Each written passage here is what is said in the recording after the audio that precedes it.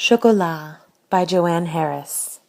Chapter 1. February 11th, Shrove Tuesday. We came on the wind of the carnival, a warm wind for February, laden with the hot, greasy scents of frying pancakes and sausages, and powdery sweet waffles cooked on the hot plate right there by the roadside, with the confetti sleeting down collars and cuffs and rolling in the gutters like an idiot antidote to winter. There's a febrile excitement in the crowds that line the narrow main street, necks craning to catch sight of the crepe-covered char with its trailing ribbons and paper rosettes. Anouk watches, eyes wide, a yellow balloon in one hand and a toy trumpet in the other, from between a shopping basket and a sad brown dog. We've seen carnivals before, she and I, a procession of 250 of the decorated char in Paris last Mardi Gras, 180 in New York, 24 marching bands in Vienna, clowns on stilts, the grosses têtes with their lolling papier-mâché heads, drum majorettes with batons spinning and sparkling. But at 6 the world retains a special luster.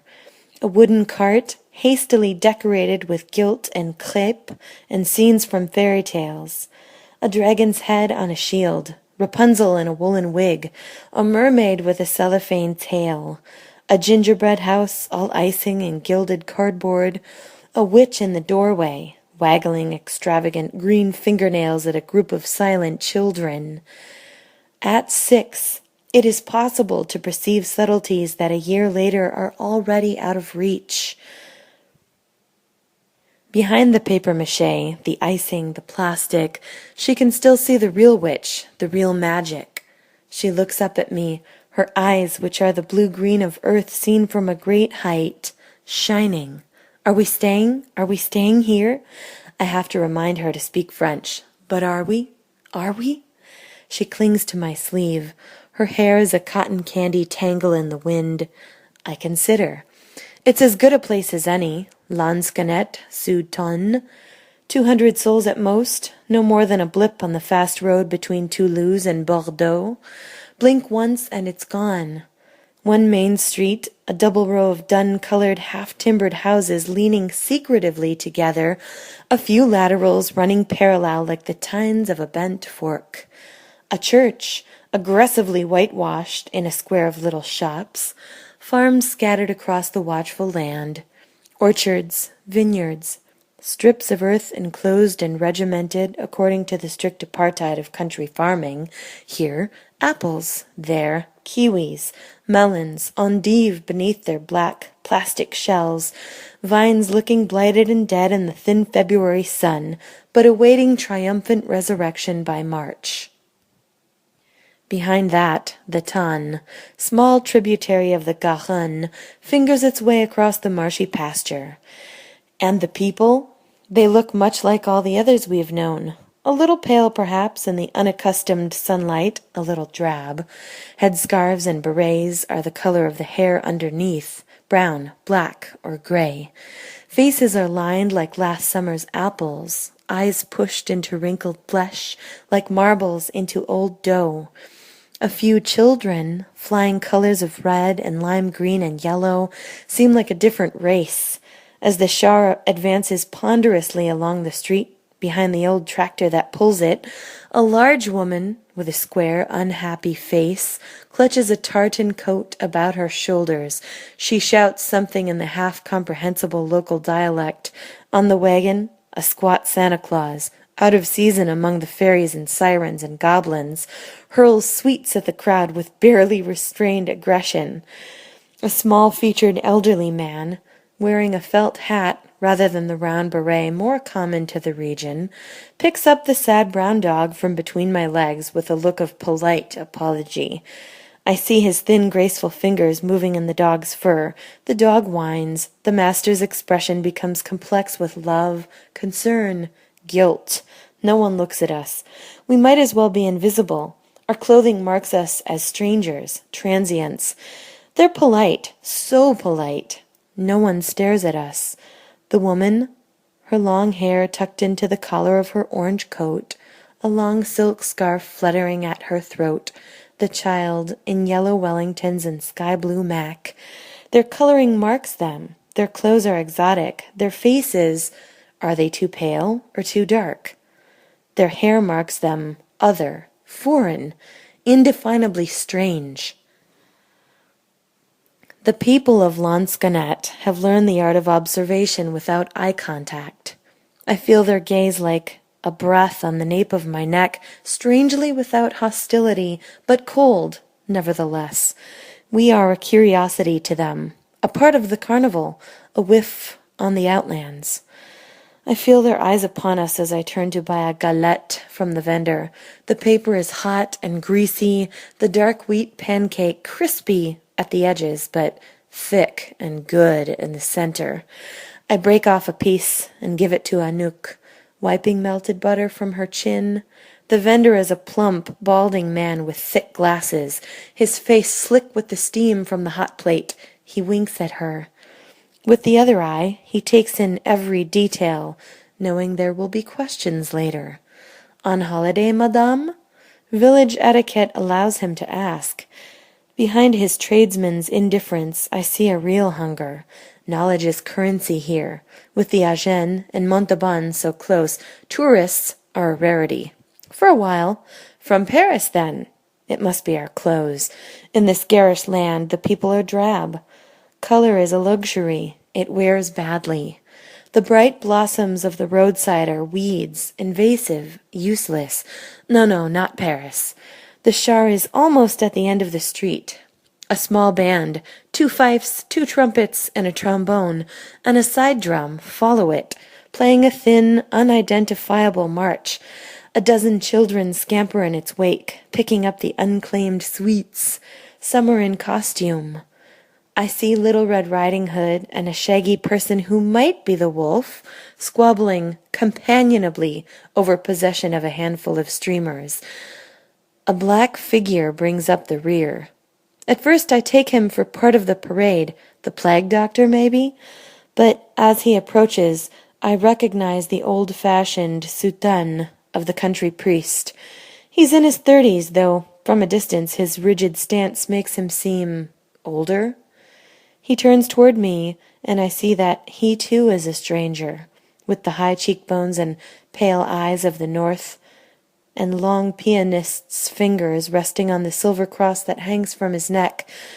Perhaps this is what gives him the right to stare at me, this alienness, but I see no welcome in his cold, light eyes, only the measuring feline look of one who is uncertain of his territory.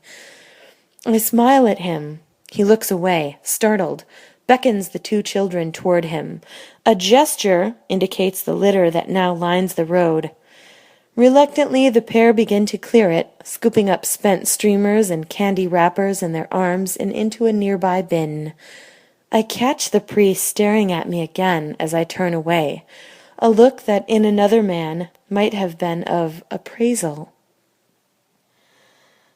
There is no police station at Lansquenet-Soutane, therefore no crime. I try to be like Anouk, to see beneath the disguise to the truth, but for now, everything is blurred. Are we staying? Are we, maman? She tugs at my arm insistently. I like it here. Are we staying? I catch her up into my arms and kiss the top of her head. She smells of smoke and frying pancakes and warm bedclothes on a winter's morning. Why not? It's as good a place as any. Yes, of course, I tell her, my mouth in her hair. Of course we are. Not quite a lie. This time it may even be true. The carnival is gone. Once a year the village flares into transient brightness, but even now the warmth is faded. The crowd dispersed. The vendors pack up their hot plates and awnings. The children discard their costumes and party favors.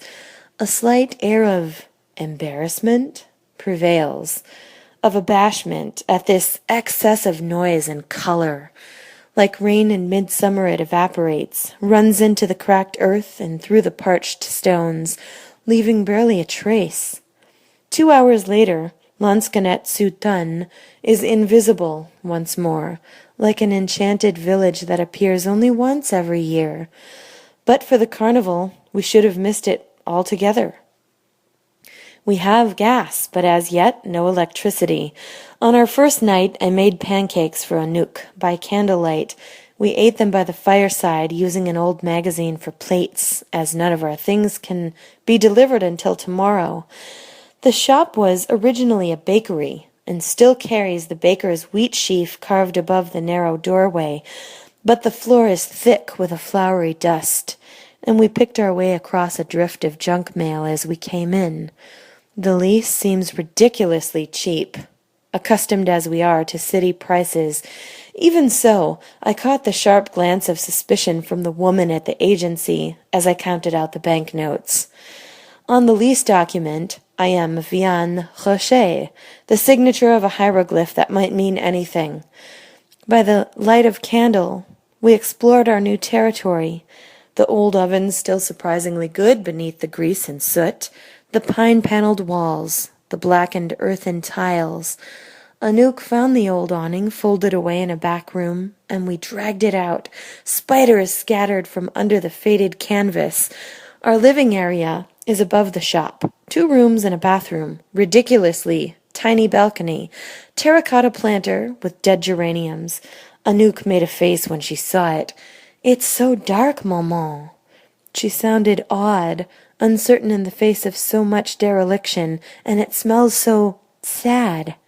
She's right. The smell is like daylight trapped for years until it has gone sour and rancid, of mouse droppings and the ghosts of things unremembered and unmourned. It echoes like a cave, the small heat of our presence only serving to accentuate every shadow.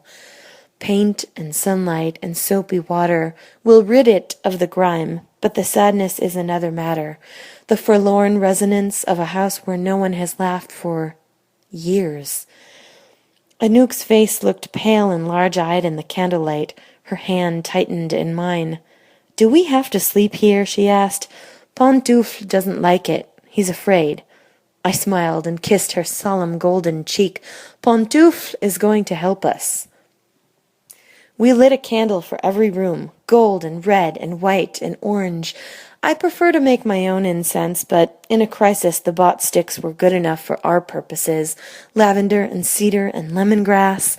We each held a candle, Anouk blowing her toy trumpet, and I rattling a metal spoon in an old saucepan, and for 10 minutes we stamped around every room, shouting and singing at the top of our voices, "Out, out, out," until the walls shook and the outraged ghosts fled, leaving in their wake a faint scent of scorching and a good deal of fallen plaster. Look behind the cracked and blackened paintwork, behind the sadness of things abandoned, and begin to see faint outlines, like the after-image of a sparkler held in the hand. Here, a wall a-dazzle with golden paint. There, an armchair, a little shabby, but colored a triumphant orange. The old awning suddenly glowing as half-hidden colors slide out from beneath the layers of grime. Out, out, out. Anouk and Pantoufle stamped and sang, and the faint images seemed to grow brighter. A red stool beside the vinyl counter, a string of bells against the front door. Of course, I know it's only a game. Glamours to comfort a frightened child. There'll have to be work done, hard work, before any of this becomes real. And yet, for the moment, it's enough to know that the house welcomes us as we welcome it. Rock salt and bread by the doorstep to placate any resident gods. Sandalwood on our pillow to sweeten our dreams. Later, Anouk told me Pantoufle wasn't frightened anymore, so that was all right. We slept together in our clothes on the flowery mattress in the bedroom with all the candles burning, and when we awoke, it was morning.